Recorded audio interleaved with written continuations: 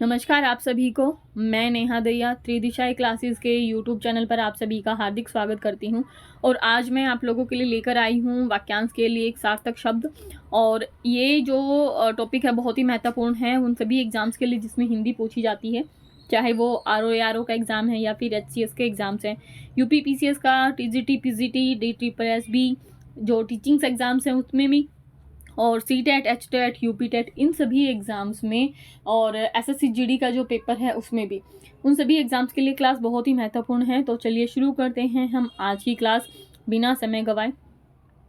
सबसे पहले हम देखते हैं पहला जो हमारा वाक्यांश के लिए सार्थक शब्द है ये होता क्या है, इसको जानते हैं। भाषा लगातार अपने पदक्रम में विकसित होती रहती है और समय की मांग भी यही है कि कम से कम शब्दों में अधिक से अधिक भाव या विचार अभिव्यक्त किए जाएं। और इस तरीके से अपने भाव या विचार अभिव्यक्त करना एक अच्छे लेखक या जो वक्ता होता है उसका प्रथम गुण माना जाता है। अगर दूसरे शब्दों में मैं कहूँ तो इसे गागर में सागर भरने जैसी बात कहा जा सकता है। इसके लिए ऐसे शब्दों का ज्ञान बहुत ही आवश्यक है जो विभिन्न जो वाक्यांश हैं या शब्द समूह हैं उनको अर्थ देते हों। ऐसे शब्दों के प्रयोग से ना केवल आपके वाक्य में कसावट आती है और अभिव्यक्ति जो आपकी होती है, बात करने का जो तरीका है वो काफ़ी प्रभावशाली माना जाता है।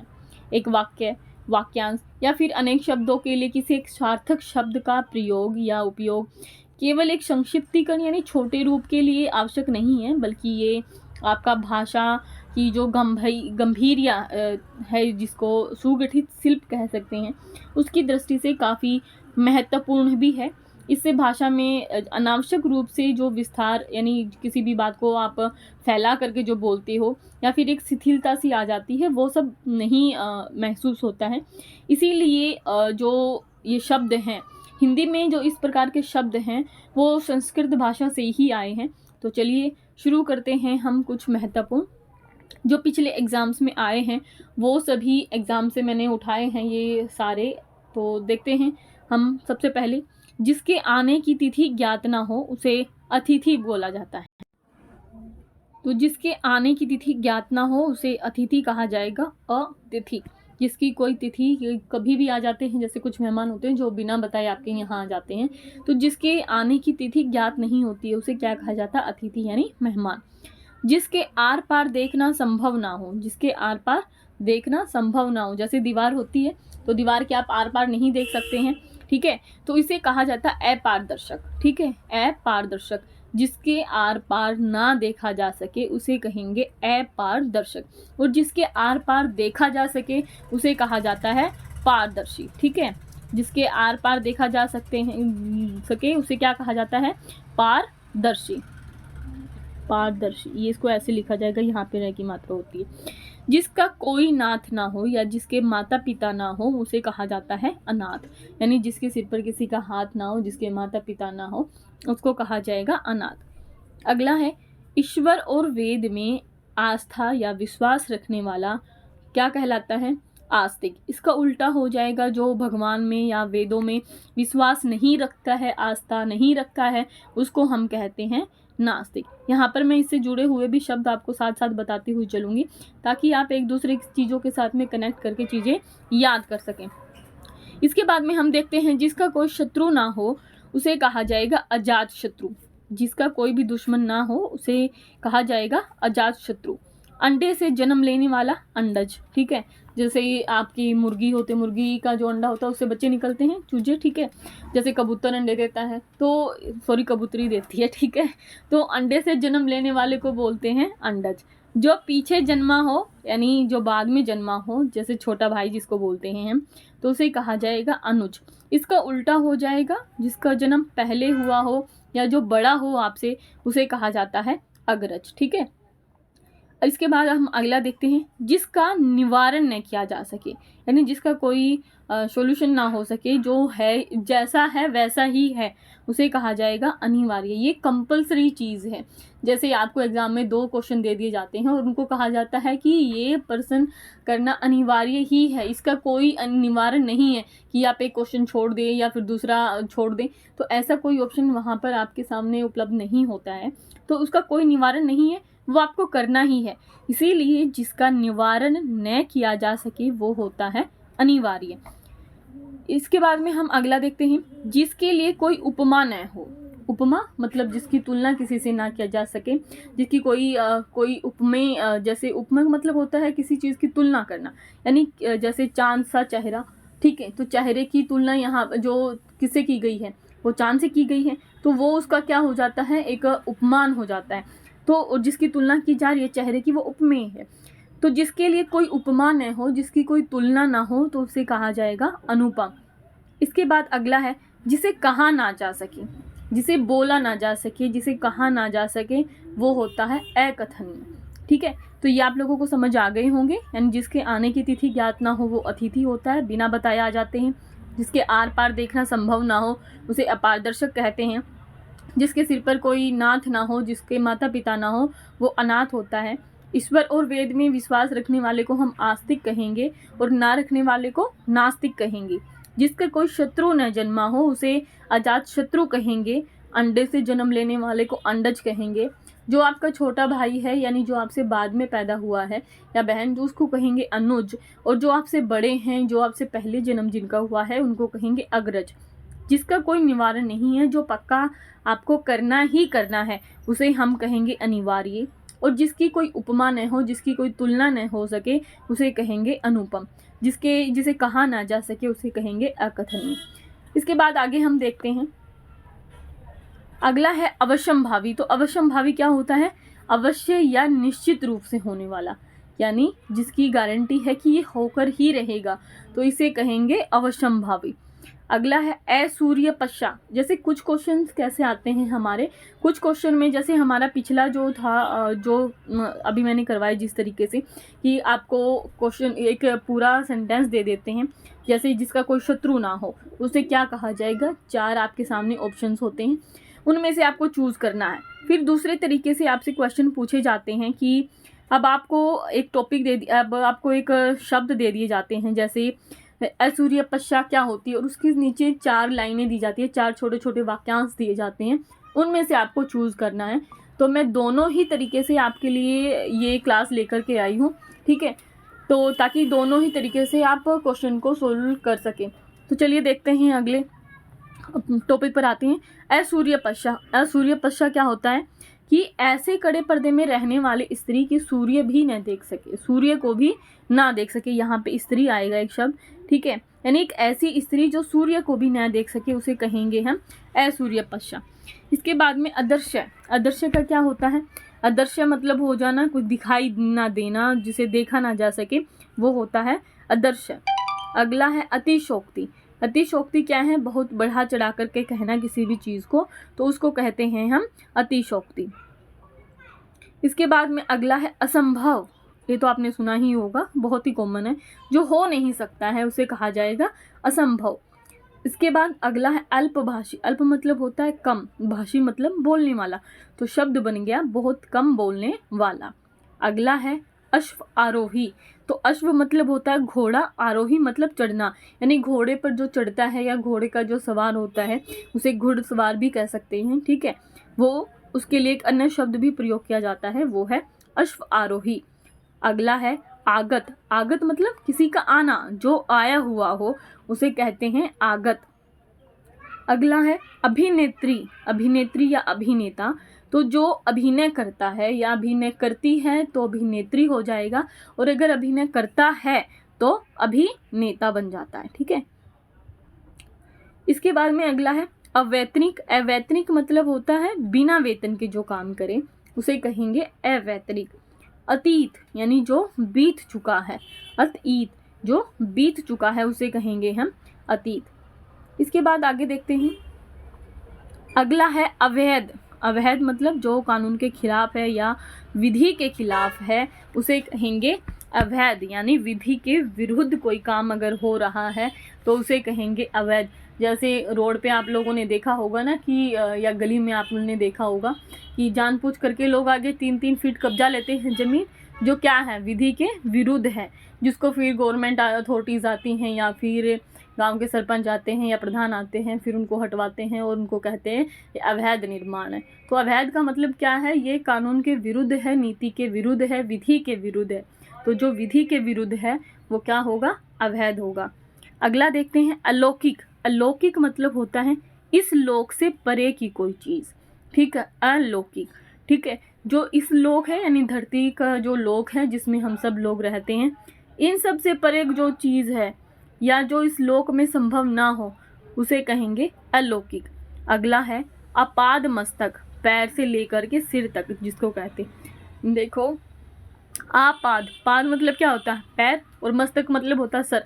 तो पैर से लेकर के जो सर तक जो चीज़ होती है उसे कहा जाएगा अपाद मस्तक। अगला है आलोच्य। आलोच्य क्या होता है, आलोचना के जो योग्य हो या जिसकी आलोचना की जा रही हो। जैसे आपने देखा होगा बहुत, जब कोई भी बुक पब्लिश होती है या कोई मूवी होती है तो उसको क्रिटिसाइज़ करने वाले जिसको आलोचक कहते हैं, तो बहुत सारे आलोचक होते हैं जो उसकी आलोचना करते हैं, क्रिटिसाइज़ करते हैं कि इस चीज़ में क्या क्या कमी है, इस किताब में क्या कमी है, इस व्यक्ति में क्या कमी है, इस फिल्म में क्या कमी है, इस लेख में क्या कमी है। तो इस तरीके की जो कमियां आपकी बताते हैं उन्हें आलोचक या क्रिटिसाइजर्स कहा जाता है। तो जो आलोच्य होता है यानी जिसकी आलोचना की जा रही है, जैसे फिल्म की आलोचना की जा रही है, किताब की आलोचना की जा रही है, व्यक्ति की आलोचना की जा रही है, तो इसमें जो फिल्म है, जो व्यक्ति है या फिर जो आपका लेख है, इन सभी चीज़ों को क्या कहा जाएगा, आलोच्य कहा जाएगा। यानी जिसकी आलोचना की जा सके या जो जिसकी आलोचना की जा रही हो या फिर जो आलोचना के योग्य हो। अगला है जो खाने के योग्य नहीं होता है उसे हम अखाद्य कहेंगे, अखाद्य। और जो खाने के योग्य होता है उसे हम कहेंगे खाद्य, ठीक है। जो खाने के योग्य हैं उसे खाद्य कहेंगे और जो खाने के योग्य ना हो उसे अखाद्य कहेंगे। अगला है आधोपांत। आधोपांत मतलब देखो, आधोपांत आदि से लेकर, आधो मतलब आद मतलब होता किसी चीज़ का शुरुआत हो जाना। आधो, यहाँ से इसको देखो, आद मतलब शुरू और लास्ट में लिखा है अंत, तो आदि से अंत तक जो चीज़ है उसे कहेंगे आधोपांत। यानी शुरू से अंत तक या आदि से अंत तक जो चीज़ होती है, जो कोई भी चीज़, ठीक है, आपकी फिल्म है, आपकी किताब है, कोई भी लेख है, कुछ भी है, तो जो चीज़ शुरू से अंत तक जाती है उसे कहेंगे आधोपांत। अगला है अनायास। अनायास मतलब अचानक से कोई चीज़ हो जाता है जिसमें कोई एफर्ट नहीं लगाया गया हो, तो बिना किसी प्रयास के जो चीज़ होती है उसे हम कहेंगे अनायास, ठीक है। तो अनायास ही मेरे साथ में ये घटना घट गई या अनायास ही मुझे वो मिल गया कोई रास्ते में, तो इसको कहेंगे हम अनायास। यानी बिना प्रयास के, बिना किसी जानकारी के कोई काम अगर आपका हो रहा है तो उसे हम कहते हैं अनायास।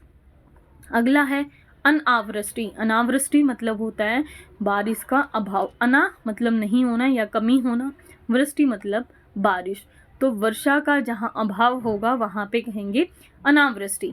इसका उल्टा हो जाता है अतिवृष्टि। अति मतलब किसी भी चीज़ की अधिकता होना, ठीक है। तो अति मतलब अधिकता है, वृष्टि यानी बारिश की यानी वर्षा की।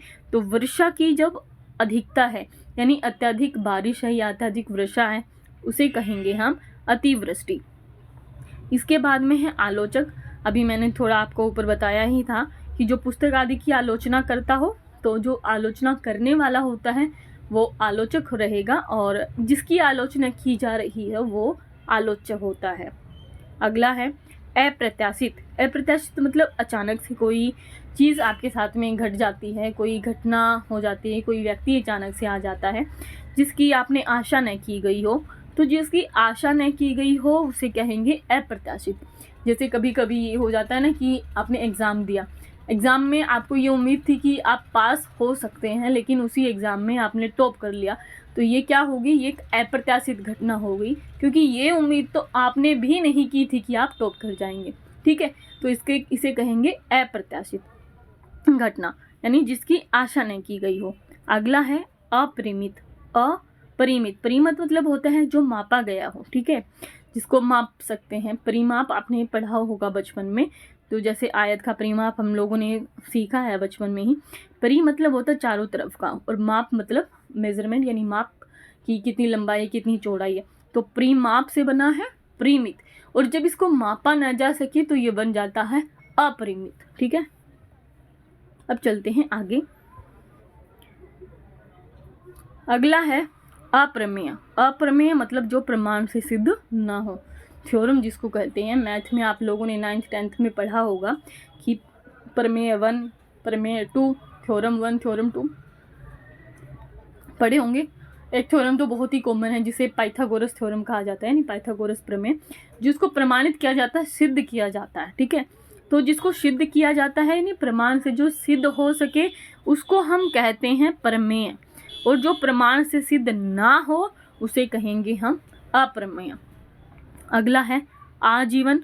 आजीवन मतलब जीवन भर। आमरण, आमरण, आम मरण का मतलब होता है मरने तक। ठीक है, जैसे आजीवन का हो गया जीवन भर, ठीक है, वैसे ही आमरण मतलब मरने तक, मरण तक। अगला है अद्वितीय, यानी अद्वितीय का मतलब है जैसी वो चीज़ है, यूनिक चीज़ जो है उसके समान कोई दूसरा नहीं है, उसको कहेंगे हम अद्वितीय। ठीक है, यानी जिसके समान कोई दूसरा न हो उसे कहेंगे अद्वितीय।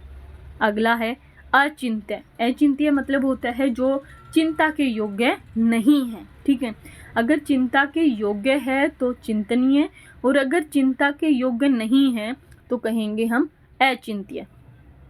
अगला अनिर्वचनीय, यानी अनिर्वचनीय का मतलब होता है जिसका निर्वाचन ना हो सके, जो शब्दों में व्यक्त ना हो सके, उसे हम क्या कहते हैं, उसको हम कहते हैं अनिर्वचनीय। ठीक है, यानी जो शब्दों में व्यक्त ना किया जा सके उसे हम कहेंगे अनिर्वचनीय।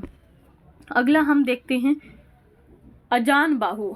अजानु बाहु का मतलब होता है जिसके हाथ घुटने तक पहुंचते हैं। ठीक है, उसको कहेंगे हम अजानु बाहु, जिनके हाथ घुटने तक पहुंचे। अगला अनियमनस्क। अनियमनस्क जिसका, जैसे आप क्लास में बैठे हो, और क्लास में बैठे हो लेकिन आप सोच रहे हो एनिमल मूवी के बारे में। ठीक है, देख करके आए हो, या आपने रील्स में देखा है, या फिर आपका ध्यान कहीं और है। आप बैठे हो क्लास में लेकिन अभी पढ़ रहे हो आप ये, लेकिन अभी आप सोच रहे हो मैं बाहर जाऊँ, ये चीज़ खा के आऊँ, मेरे घर में ये हो रहा है, मेरा फ्यूचर ऐसा हो, मुझे अच्छी नौकरी मिल जाए, मेरे पास पैसे हों, गाड़ी हो, मैं वहाँ घूमने जाऊँ। आप बैठे हो क्लास में, रियलिटी में, लेकिन दिमागी स्तर पर आपका जो विचरण है वो कहीं और ही चल रहा है। तो इसीलिए अनियमनस्क का मतलब होता है कि वर्तमान विषय को छोड़कर जिसका मन कहीं दूसरी ओर चल रहा हो। ठीक है, दूसरी ओर लगा हो, उसको क्या कहेंगे, उसको कहेंगे अनियमनस्क। यहाँ पूरा लिखा नहीं है, जिसका मन कहीं दूसरी ओर लगा हो। ठीक है, उसको कहेंगे हम अनियमनस्क। अगोचर, यानी जिसे इंद्रियों के द्वारा समझा ना जा सके उसे कहेंगे अगोचर, और जिसको समझा जा सके उसे कहेंगे गोचर। इसके बाद है अगला अजेय। अजेय मतलब होता है जिसे कोई जीत ना सके। ठीक है, एकदम मतलब अजेय है, जिसको कोई हरा नहीं सकता है। ठीक है, तो जिसे कोई जीत ना सके वो क्या होगा, अजेय।